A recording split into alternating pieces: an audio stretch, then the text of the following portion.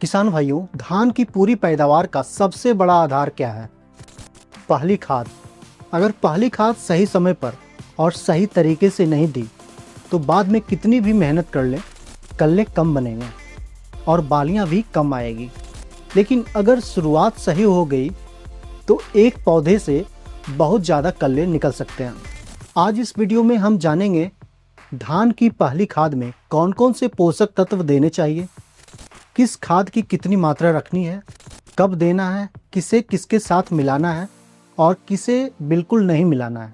और वीडियो के आखिर में मैं पूरी खाद की लिस्ट एक बार फिर आसानी तरीके से दोहराऊंगा ताकि आप सीधे नोट कर सकें। अगर आप चैनल पे नए हैं तो चैनल को सब्सक्राइब का बटन दबा दें और बेल आइकन को प्रेस कर दें ताकि नए वीडियो का नोटिफिकेशन आपको तुरंत पहुंच जाए। तो चलिए शुरू करते हैं।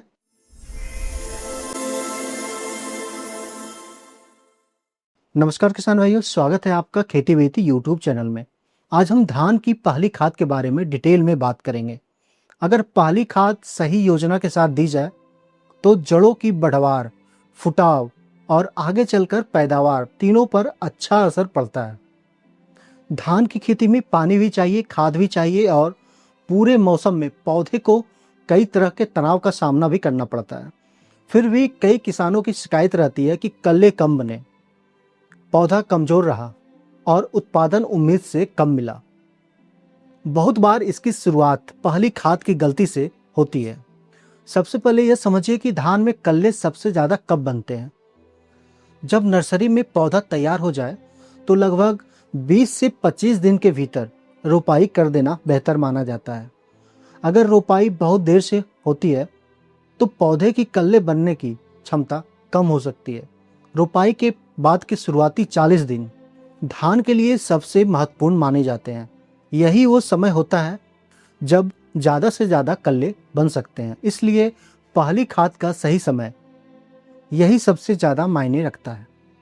अब बात करते हैं कि पहली खाद में क्या क्या देना चाहिए। पहले नंबर पे आता है यूरिया, जिसमें 46% नाइट्रोजन होता है। धान की बढ़वार और हरियाली के लिए सबसे ज़रूरी खादों में से एक है। यह जड़ों की सक्रिय बढ़वार, पत्तियों की हरियाली और पौधे की भोजन बनाने की क्षमता को बेहतर बनाता है। यूरिया को 3 बराबर हिस्सों में देना सही रहता है। पहला हिस्सा लेवलिंग या पैडलिंग के आसपास, दूसरा हिस्सा रोपाई के 20 से 25 दिन बाद और तीसरा हिस्सा बाली बनने से पहले। हर बार लगभग 20 से 25 किलो प्रति एकड़ दें। एक जरूरी बात, यूरिया तब डालें जब खेत में बहुत ज़्यादा पानी भरा ना हो। दूसरे नंबर पे जो खाद है उसका नाम है डीएपी। डीएपी में 46% फास्फोरस और 18% नाइट्रोजन होता है। डीएपी को फसल लगाने से पहले देना सबसे बेहतर माना जाता है। इससे रोपाई के बाद जड़ों की शुरुआती फास्फोरस उपलब्ध रहता है, जो जड़ों के विकास और पौधे की शुरुआती बढ़वार में मदद करता है। इसकी मात्रा लगभग 1 बैग प्रति एकड़ रख सकते हैं। तीसरे नंबर पे जो खाद है उसका नाम है पोटास, यानी म्यूरेट ऑफ पोटास। बरसात के मौसम में पौधे को पानी भराव, रोग और अन्य तनाव से लड़ने के लिए पोटास की ज़रूरत होती है। इसकी मात्रा लगभग 35 से 40 किलो प्रति एकड़ रखना चाहिए, यानी लगभग 1 बैग। इसे 2 हिस्सों में दे, आधा डीएपी के साथ और बाकी आधा यूरिया के पहली किस्त के साथ दे सकते हैं। चौथे नंबर पे जो खाद है उसका नाम है जिंक सल्फेट, 33% वाला। अगर रोपाई के बाद पौधे का रंग हल्का पीला पड़ने लगे तो जिंक की कमी का संकेत हो सकता है। जिंक सल्फेट की मात्रा लगभग 4 से 5 किलो प्रति एकड़। इसे यूरिया के साथ मिलाकर दिया जा सकता है, लेकिन डीएपी देने के तुरंत बाद नहीं। दोनों के बीच लगभग 20 से 25 दिन का अंतर रखें। 5वें नंबर पे जो खाद है उसका नाम है फेरस सल्फेट, यानी आयरन। अगर पत्तियां सफ़ेद या बहुत हल्की दिखाई देने लगे तो आयरन की कमी की संभावना हो सकती है। फेरस सल्फेट की मात्रा रखें लगभग 8 से 10 किलो प्रति एकड़। इसे भी यूरिया के साथ मिलाकर दिया जा सकता है।